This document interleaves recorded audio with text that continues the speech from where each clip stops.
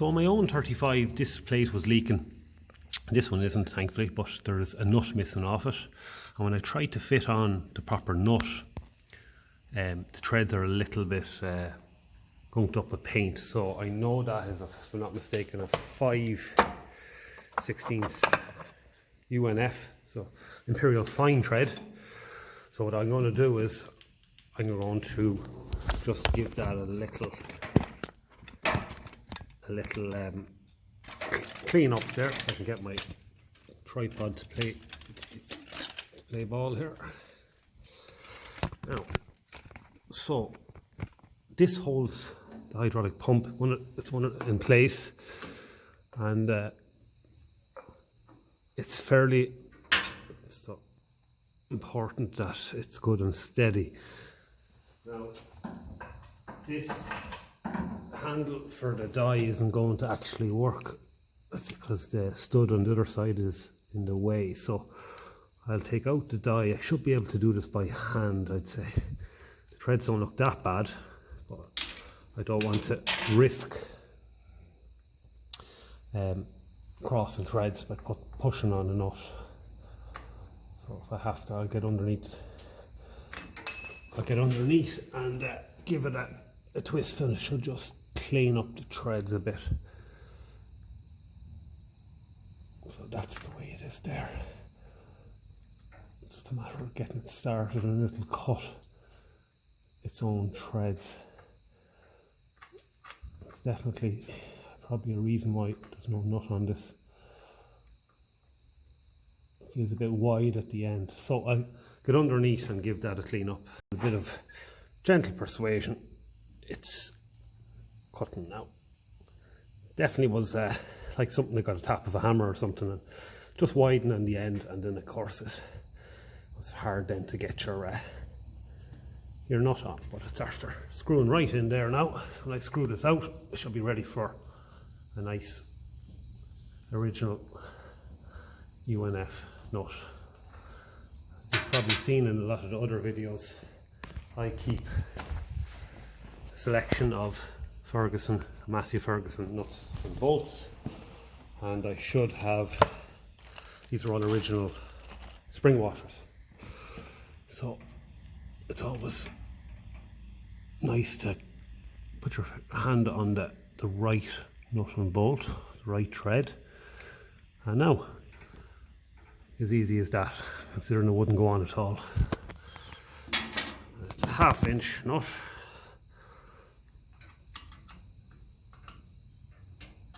Everything, when you stick with the right nuts and bolts, everything just, and especially when you cut threads, it just is the absolute pleasure to work with these, because the metal that's in these nuts and bolts and parts, you're never going to see it in anything new anymore. They're just not going to spare that sort of material. So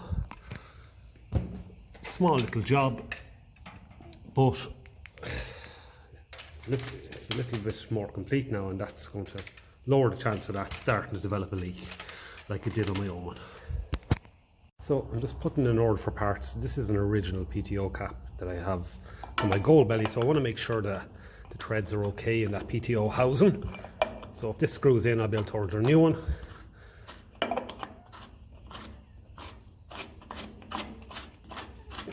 That's A1, so we'll order one of them. Perfect. That'll tidy that up and make it a bit safer as well. So for our battery spacer, I'm going to drill a hole here, and what I'm going to do is I'm going to thread that down into it. It's the coach bolt. I'm going to put this washer underneath, and I'm going to put a wing nut on it, so that you can basically reach in under and remove it without needing a spanner. Now, I'm hoping that this is not only going to act as a spacer, but it's going to, there's a lip at the bottom of the battery, so it's hopefully going to grab that and keep it pulled down, and that way it'll actually keep the battery steady. So wherever I set it, it'll keep it there. So that's just the next little job. You just see the head of the coach bolt in there, and I put a wing nut underneath there, and that is keeping the battery nice and steady, stopping it moving. So that's just going to make things easier for making sure that the old throttle rod is cleared. So I'm happy with that. Injector spill off pipe is out of the way, and the battery is good and solid there, so it's not going to be rattling around.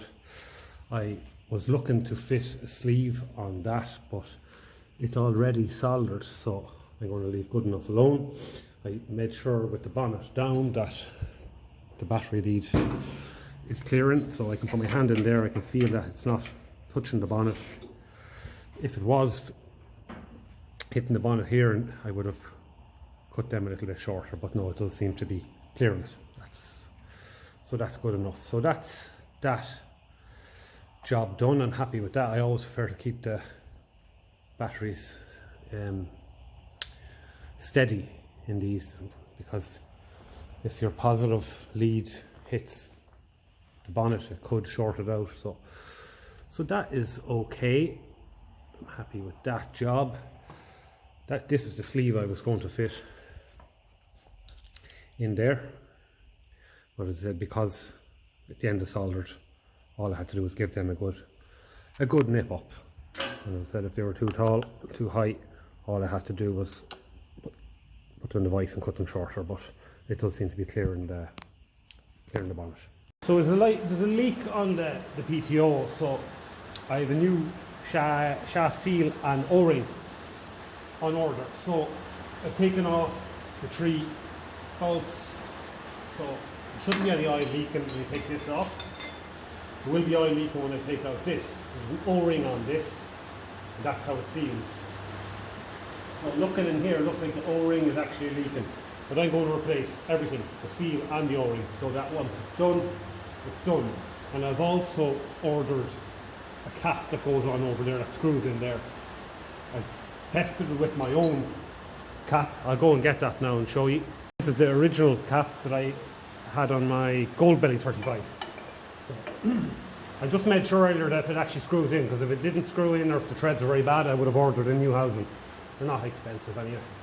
So that screws in perfect, and it's just for safety really, that you the PTO go, and say someone was standing up on the back and their lace was loose, that if I got caught in there, there could be an injury. So that's why I've ordered a new cap, and it would have come with one of them from factory, so that would be a nice addition. So I've got to go and drain the oil from the gearbox now, because I'm going to have to take that out, and I'm going to be doing the half shaft seals as well. So oil level's going to be have to be empty, low for that anyway, but it's going to be right down when I take out the PTO shaft. But I'm not going to let it out there, because if I take out that, there'll be a big gush of oil. So I'm going to take it out in the drain plug underneath, where I can control the flow a little bit more. So that's another job I can be doing. Cap again, because it's handy for just giving it a jiggle, and I've just got it out enough just to have a look there. So it seems that this O-ring's leaking, so that's as far out as I'm going to pull that until I get the oil level dropped. So for anyone that's been watching the other videos on the Ferguson 20 and on the Gold Belly, you'll have noticed that I'm usually fussy about earth leads, the connection they make with the chassis. Has to be very clean to make a good connection, so that you're starting, you're turning the engine good and fast, so that your charging system's earthing. So I'm going to go, and I might get the Dremel actually at that, give it all a nice shine up, put a bit of grease on it then, and that'll stop it rusting, because that connection's just a little bit questionable, and it definitely will affect the power. So I'll give the back of him a good clean up as well. So it's just a small job, but when it's done, and then with certainty that she's making a connection with earth. I think we're taught in school that power flows from positive to negative. Well, I think it actually flows from negative to positive, so this earth connection is fairly important. So let's go and get that cleaned up. The Dremel in these cases, these jobs, is just super, super handy.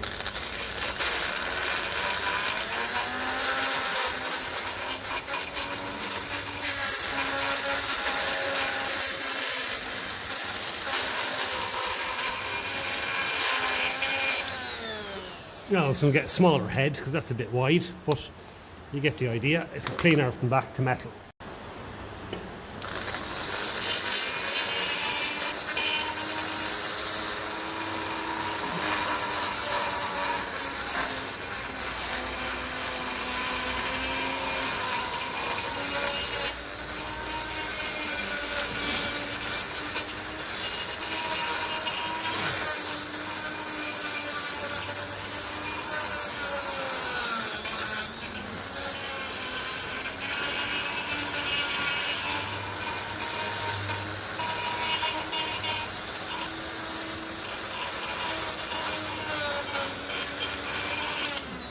Now a little bit of sandpaper and that will finish that. A nice ring of clean metal all around that. So next little job is to make sure the back side of this that is touching it is good and clean as well. So if the sandpaper will do it, well and good. If not, I'll give it a rub of a small foil. And this will be fine. This is a good heavy connection, so once it's clean and it's meeting the clean metal, it'll be A1. And be guaranteed of the best earth then, and that earth connection there, it earths a lot of things there. It's the charging system, the lights, locks in the dash there, everything. So it all depends on this one connection coming from the battery. So we're good and clean there. So now just a little dot of grease just to keep that from rusting and we should be good to go. Earth also has to go through the bolt, the nut. So I replaced the washer that was a little bit rusty with a nice new washer. So considering it'll have to flow through the washer, might as well get it nice and shiny. And considering it'll have to pick up the earth from this surface there into the threads, in through the stud, into the steering box and all around the tractor, we may as well give this a shine up as well. And then the grease that I put on this will keep that shine.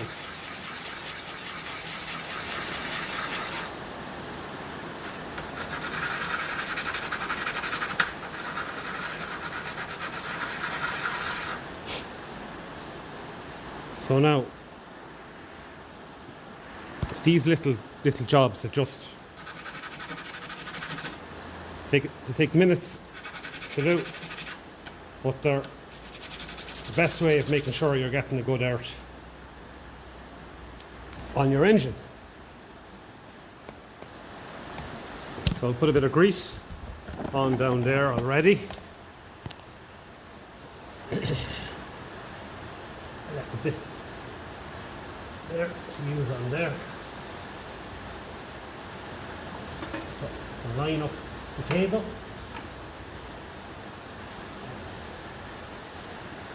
The new washer.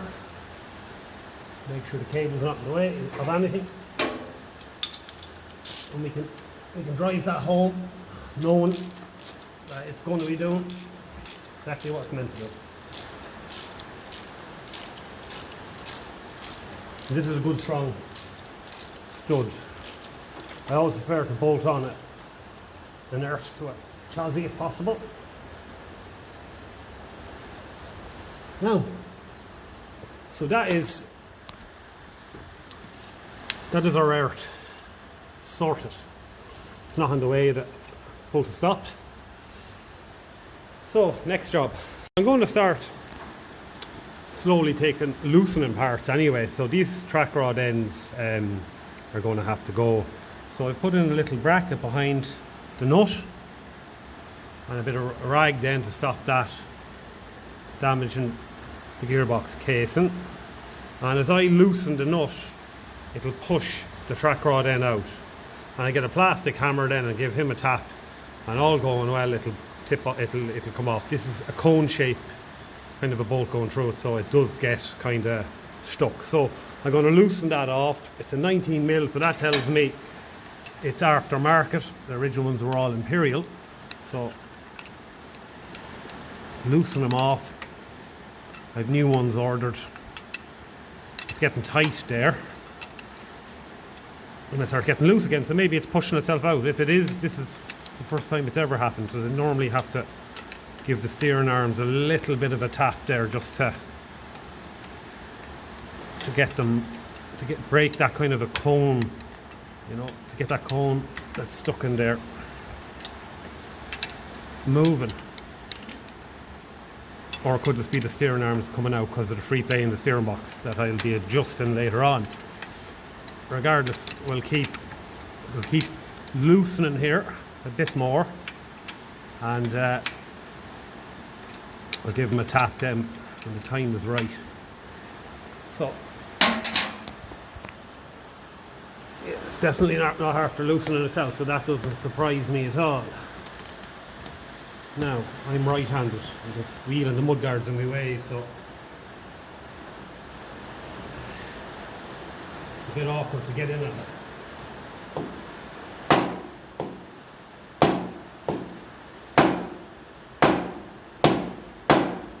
The beauty of these hammers is it doesn't even damage the paint.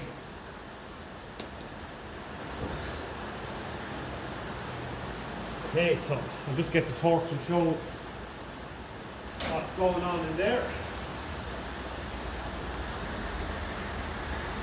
So that's what I've done there so far. Loosen him off. He's pushing outwards now. So I will get it out. It's just going to be a bit of tapping, a bit more loosening. So to get the front track rod to pop down. But the problem was when I went trying to loosen the nut is kind of seized onto it, so I had to cut it off with a hacksaw, and now I'm hoping that I have a grip on it with the vice grip, so I'll be able to get the nut off, pull it up. I don't know what you call that. Is it genius or... But I do know what I am going to call it. It's working. So finally she's letting go. Just, I suppose, rust and stuff like that, so hopefully that'll pull up easy then. The steering arm off, it goes on in a master spline there, you can probably just see it there, so you can't put it on wrong. And I had to cut off the track rod end, so now I'm going to try and tap that through, because for love nor money it wasn't tapping through, and I didn't want to go baiting this or that. No, that might end up damaging that and further in the steering box, so I'm going to tap him out through. So hopefully this will come out handy now that I actually have it in the box. That's it. Jaw box. That's scrap. And I have new track rod ends here. So they'll be going on when I'm waiting on the rare ones. The front ones are different. So yes, so that's that. So another thing I've ordered, these kingpins, the bushings, truss bearing, bushings top and bottom, and a grease seal, because there's a fair bit of wobble in them. And when I get the bushings, I went for Bepco, which are the best quality, and they won't need to be reamed. If I go for Sparex or Vapomatic QTP, when I put the bushings in and the kingpins, I'd have to bring it to a machine shop to ream them. So with Bepco, you pay a little bit more for the best quality, but they should be, and they usually are, straight fit.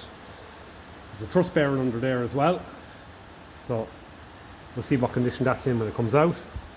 The centre pivot pin is done, so when I get this all done and the hub bearings, I'm still waiting on rare seals for the hub. This front axle will be fully overhauled and the tractor will be very tight going down the road. So what I can be doing is loosening off these, putting in a little bit of what will I use for that now? I suppose a cold chisel maybe, just to widen. That's usually what I use, and hopefully that will come up and off, and the kingpin will fall out. So 11/16, same as the Ferguson 20.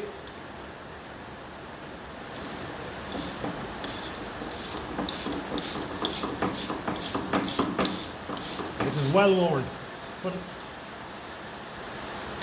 no fault of its own, it's just use.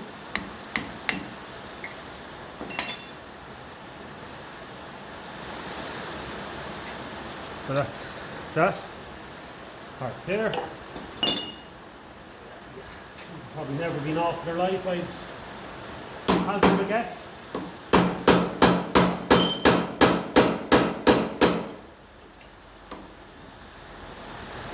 Open that gap a bit to get a narrower chisel, just to get in there and open it.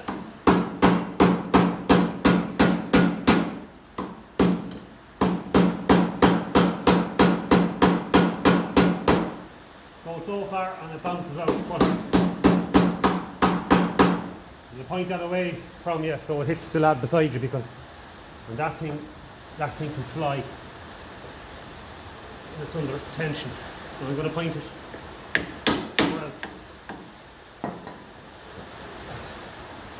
See if that opened enough. It's opened a bit.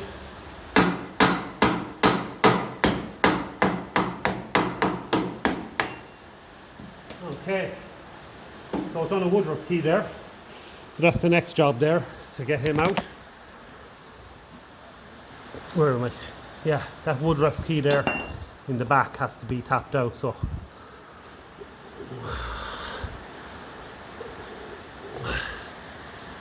okay, so this would have been acting as a grease seal. Now this is interesting. That definitely doesn't look like factory. So say someone was in here before, but the wear is something savage. Anyway, we'll pull out that woodruff key and see what condition things are in. To get the lower bushing tapped out, so I'll work on the top one tomorrow, and yeah, so a lot of work done this evening. I'm delighted with that, and at least when I get this rebuilt, it'll be lovely tight front axle and steering.